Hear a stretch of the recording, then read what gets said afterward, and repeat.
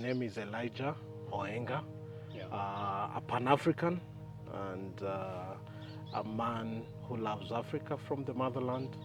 Yeah, like you've said, after my uni, I did go to the UK for my master's, worked there for a while, and then moved back to Kenya in 2013, worked at Kabarak University for a few years before setting up my own consulting firm in strategy and beginning the journey of Ubuntu in the year 2017. This was an arid desert space, and we've worked so hard to transform it into a mini forest.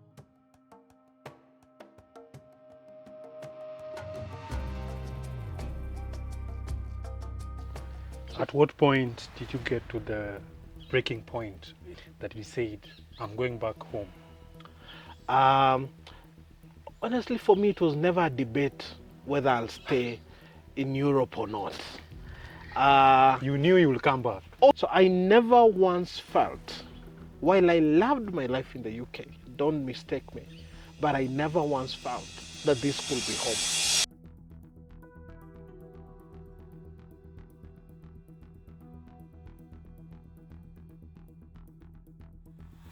So I see a lot of our African people struggling to fit in a society that they don't fit in.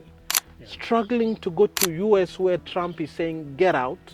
You know, the immigrants are being sent right, left, and center. Now he's telling people to self-deport themselves. Self-deport. Is it your plan to deport everyone who is here illegally over the next 4 years? Well, I think you have to do it, and it's a very tough thing to do.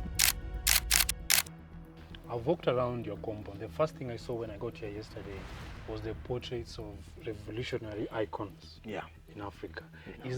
Have you done it strategically to maybe, art is you're trying to communicate something to your guest, or it's just your love for Africa and your love for these revolutionaries?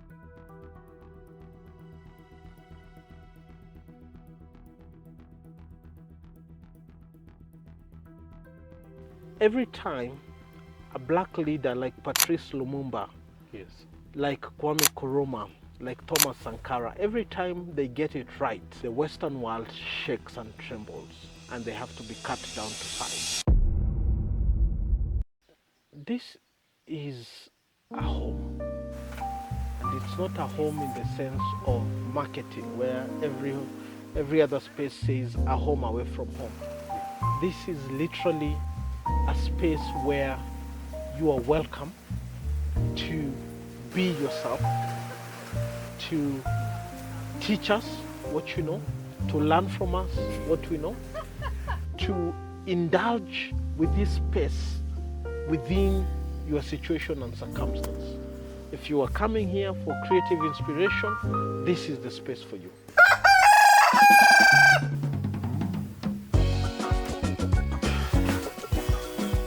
Good morning, guys. Had a very good night.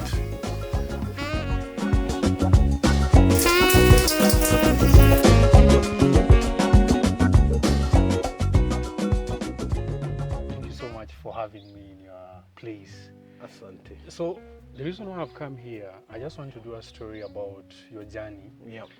From what I read in the internet, you left Kenya, you went to the UK. From the UK, you stayed there for a while. And then you came back to Africa. All right.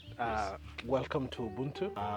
Yeah, like you've said, after my uni, I did go to the UK for my master's, worked there for a while, and then moved back to Kenya in 2013, worked at Kabarak University for a few years before setting up my own consulting firm in strategy and beginning the journey of Ubuntu in the year 2017.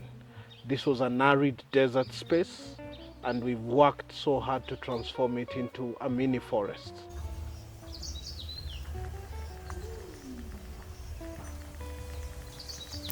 Yeah, so I went to study in the UK, and I was there for 5.5 years, 6 years. That is the studies or plus work? Yeah, studies 2 years, then worked another 4 years or so. And then moved back late 2013, and then worked for a while in a university setup, also lectured in marketing, communication, branding, procurement, School of Business, really. But then I had always had a passion for farming and green spaces. Yes. So I left Kabarak in 2016, set up my own consulting firm in business strategy, which I still do to date. So I work with organizations. I just want to know your experience in the UK. Okay. Your life in the UK. Yeah. How was life in the UK? That one day you woke up and said, you know what, let me go back to my country. How was life in the UK for you? Yeah, so UK was good, but the day I landed in the UK, Yes. it was the coldest day in the UK for the past 18 years.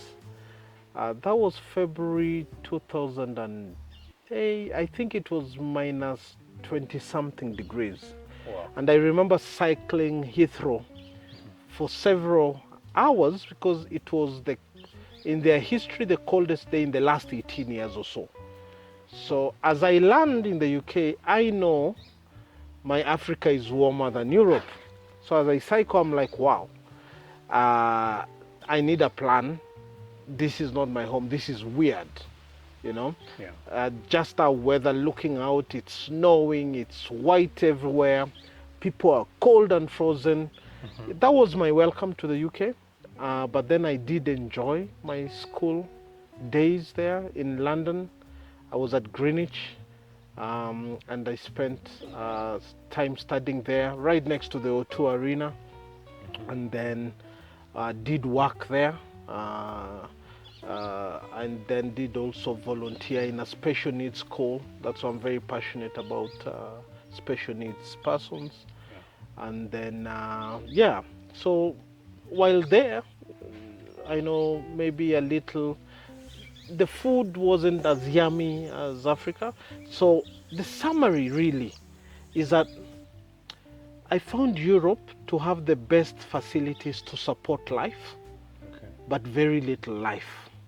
You have good roads, good rail networks, good energy, no steamer kupotea, you know, lights don't go on and off. The infrastructure is perfect. Yeah. But when you interrogate, there's no life. What do you mean there's no life? I'll paint a picture for you. Okay. I used to take a train from Paddington to Reading every day. I lived in Reading, I studied in London. Yeah. And in a train full of thousands of people, you can imagine if you're in Lagos or Nairobi or Addis, that train will be bustling with energy, and my goodness, you could hear a pin drop. Everyone keeps to themselves. It's the street I lived on. I never once saw my neighbors say hi to each other. So it's a culture of individualistic. It's very capitalistic, and it's me and my life and I. The social life. The social life is dead. In fact, I watched a documentary while in the UK where some people die with no one to bury them, no family at all, you know, or some people notice after 4 weeks that, oh, my dad is gone, because they don't talk. You know, it's a culture that is very individualistic. You sort yourself, I sort myself. After 18, you do your life. Your neighbor is not even a friend. In fact, they fight more about, you know, this branch just going to the neighbor. It's a big, some people take each other to court that your tree has come to my, you can see that kind of society is very anti-people. So it's as cold, the social life there is as cold as the weather there. And as an African man who loves people, you know, this place is called Ubuntu Kreative Village. Yes. Ubuntu, the core of Ubuntu is people. So you can see, as a man who loves people, I get myself in a beautiful country with beautiful infrastructure, but very little social networks and social life. And then you start pondering, really, is this life? Is this it? At what point did you get to the breaking point, let me call it that you said, I'm going back home? Honestly, for me, it was never a debate whether I'll stay in Europe or not. You knew you will come back? although so many Africans, their desire was to live in Europe through hook or crook. You know, they will fake passports, they will do anything. That is what they people will still do marry to date. a white woman, they will marry a white man simply for logistical purposes to get visas. So I see a lot of our African people struggling to fit in a society that they don't fit in, struggling to go to US where Trump is saying, get out. You know, the immigrants are being sent right, left, and center. Now he's telling people to self-deport themselves. Self-deport. You can see Aliens. how many ships have capsized with our black, youthful energy. Trying You see, to I see make that it, energy, yes. and they drown trying to make it. I was watching a documentary on Netflix where some two young black men, you know, they were stowaways on a plane. They entered the cargo section. Yes, I watched it here. Just to get to a world that doesn't recognize them, Doesn't accept accept them, doesn't embrace them. So I never once felt, while I loved my life in the UK, don't mistake me, but I never once felt that this could be home. It was cold, in metaphorically and also realistically. You said no, you're coming back to Africa. Yes. Ubuntu Creative Village. Yeah. Why did you choose the name Ubuntu? Like I've just said, Ubuntu means I am because we are. Yes. And living in Europe really made me emphasize that point in my head, that you cannot live in isolation. Yeah. It concretized the idea that me and you are interconnected. You know? Yeah. Especially in Africa, we belong to each other. The environment, the people, the culture, the food. So Ubuntu Creative Village emphasizes to me and to everyone else that visits this village that we are interconnected and that we need to look out for each other as a people. We need to look out for the environment. You can see we are very deliberate about the ecosystem here. We plant trees, we plant fruits, we have a lot of birds here. It's by design, because that's the African spirit. At the core, we love people, we love animals, we nurture the environment. From the way you talk, you are a Pan-Africanist, even from your intro. I've walked around your compound. The first thing I saw when I got here yesterday was the portraits of revolutionary icons in Africa. Have you done it strategically to maybe, art is you're trying to communicate something to your guest, or it's just your love for Africa and your love for these revolutionaries? I hope you saw Traore. Yes. No, I haven't seen Traore. Traore is up there. Oh, okay. So you have to go check out. Yeah, okay. And Sankara. Yes, Sankara. I've seen Sankara, Nkrumah, Mandela. Yeah. I've seen Malcolm X is there. That's very strategic and very intentional. Because every time a black leader like Patrice Lumumba, like Kwame Nkrumah, like Thomas Sankara, every time they get it right, the Western world shakes and trembles, and they have to be cut down to size. Because Africa is feeding the rest of the world. That's why it pains me to see truckloads and shiploads of our people running away from gold, literally, to a land that has snow. You trade gold for snow. It's a paradox to me. So you can see what's happening right now, like Traore. Suddenly, they have to accuse him of something because he has to be cut to size. What happens when Traore gets it right? Africa is the most youthful continent in the world. When one country will get it right, the rest of the youths will demand better.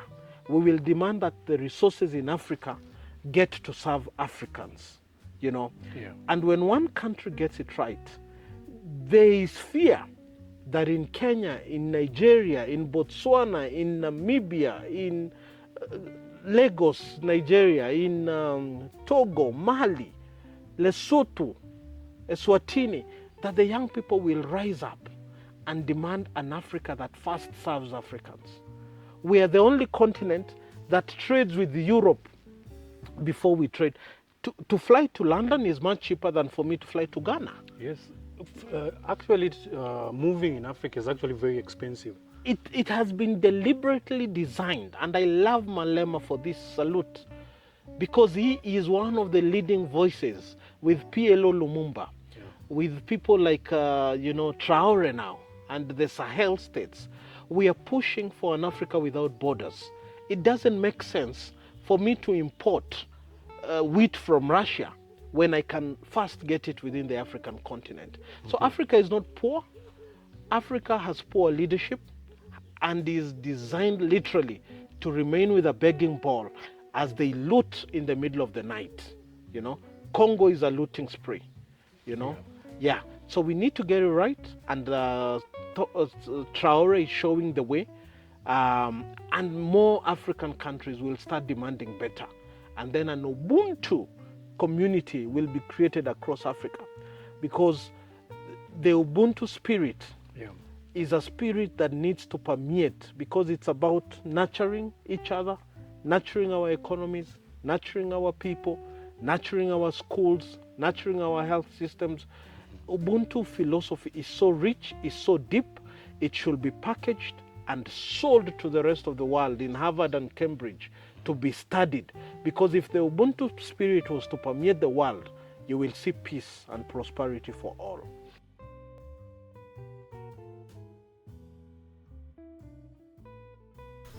So now I pronounce you husband and wife.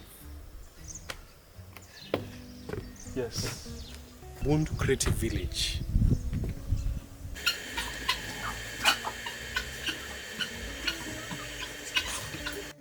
My experience in Ubuntu was amazing. The hospitality here is amazingly warm, and the serene environment makes you forget about everything that is on your mind, that is disturbing you.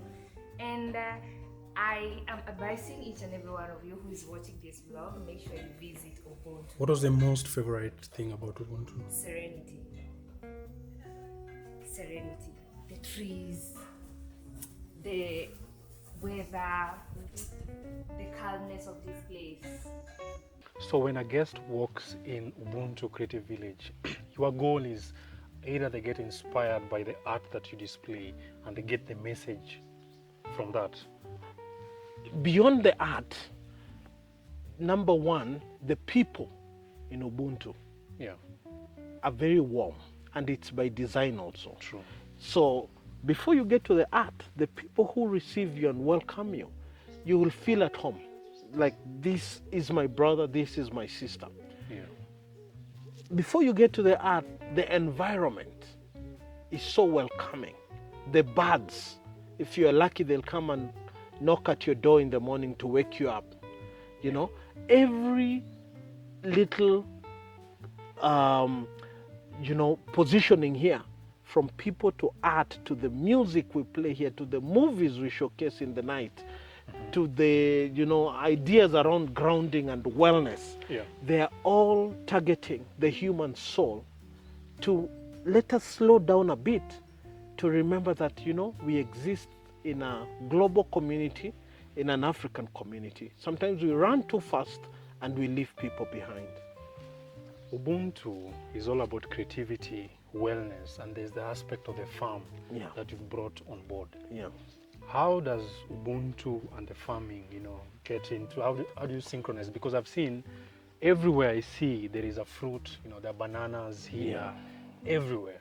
How do you bring it all together like that, and why did you decide to bring in the farm aspect about it in Ubuntu? Good question, because Africa can never exist without farming.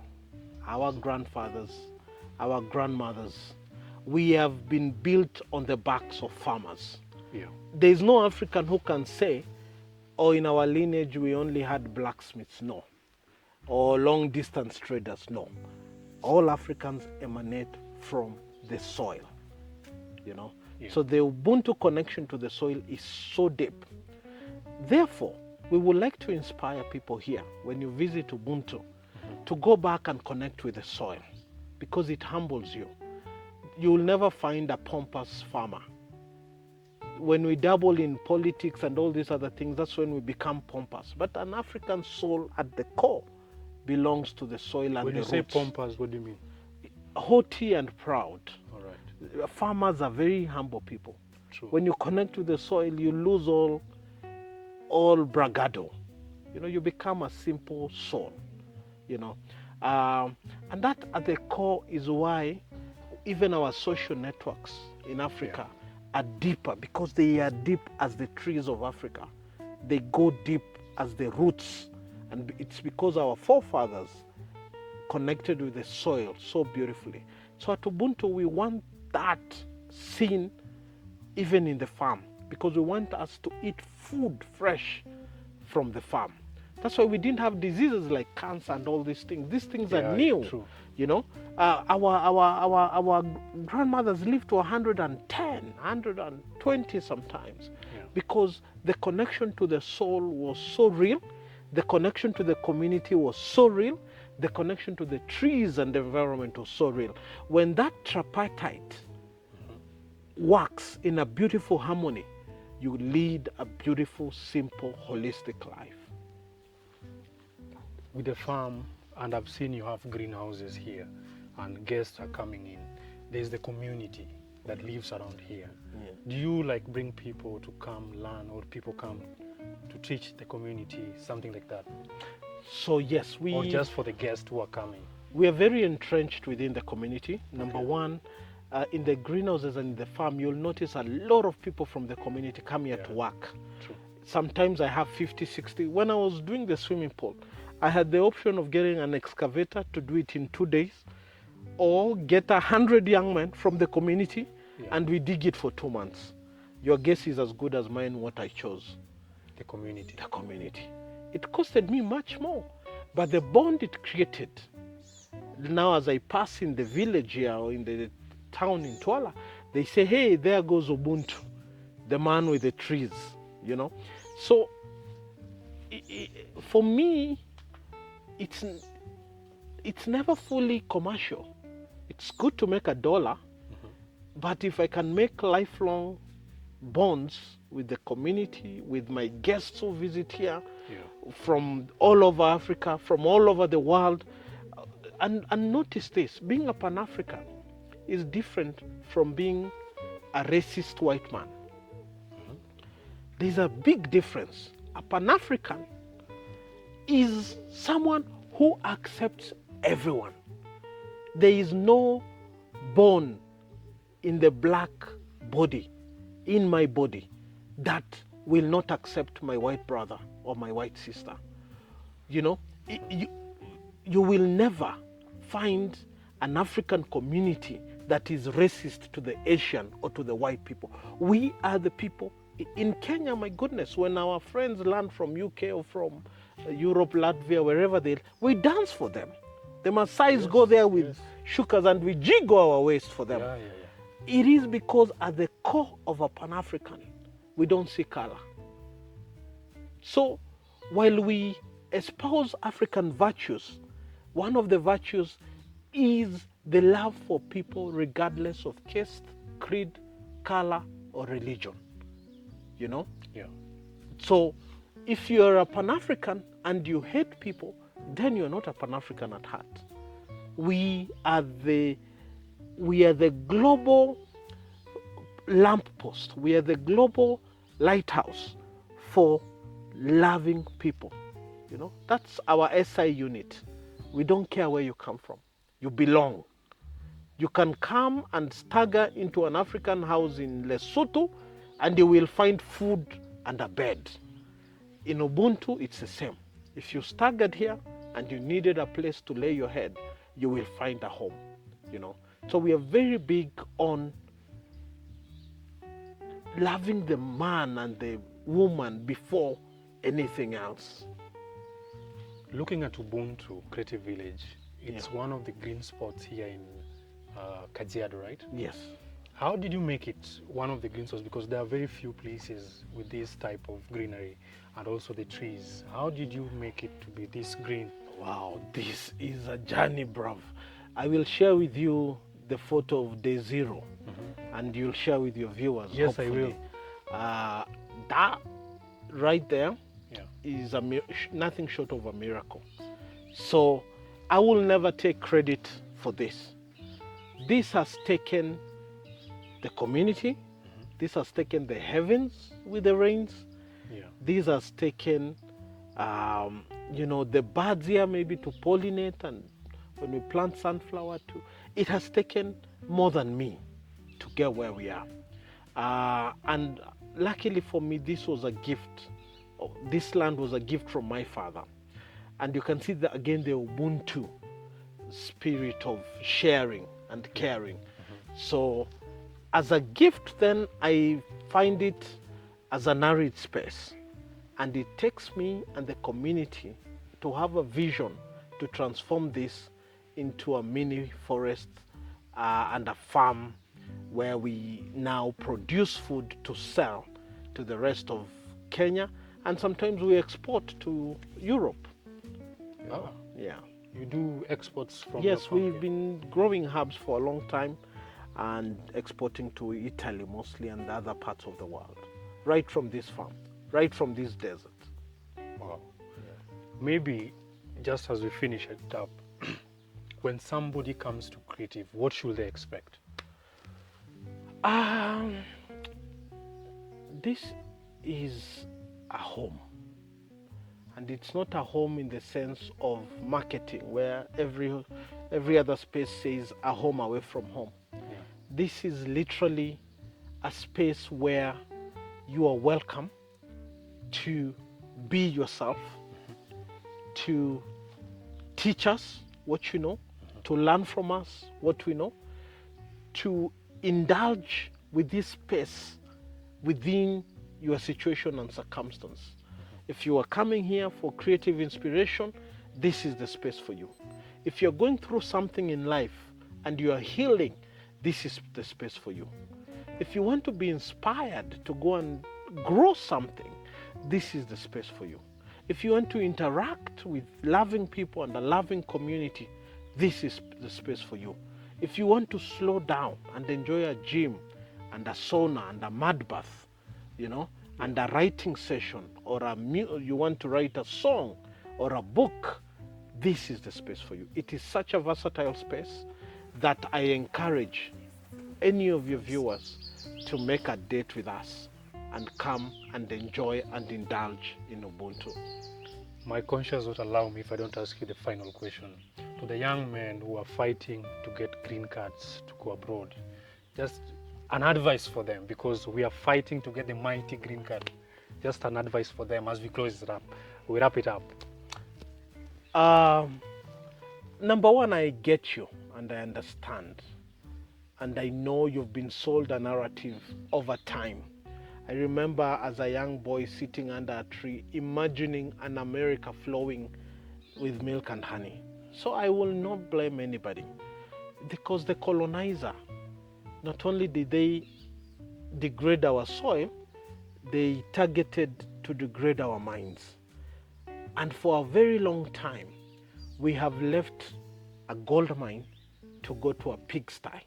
If you read the story of the prodigal son, Yes. so many of our sons and daughters are prodigal, pursuing a mirage, an oasis that never gives. I mean, I'm not saying don't travel. Travel. But east or west, home is best. Go to those far lands. Go and see for yourself. Go and learn from our brothers in those many different countries. But when you've done your learning, you will notice what our grandfather knew all along, that Africa is the land of the free, the loving, and the welcoming. That one, I take you on. Let's have a Thank you so much conversation. for having me at Asante your sana. farm. I really Thank appreciate you. for having me. Karibu sana. Guys, thank you so much. The video comes to an end right here.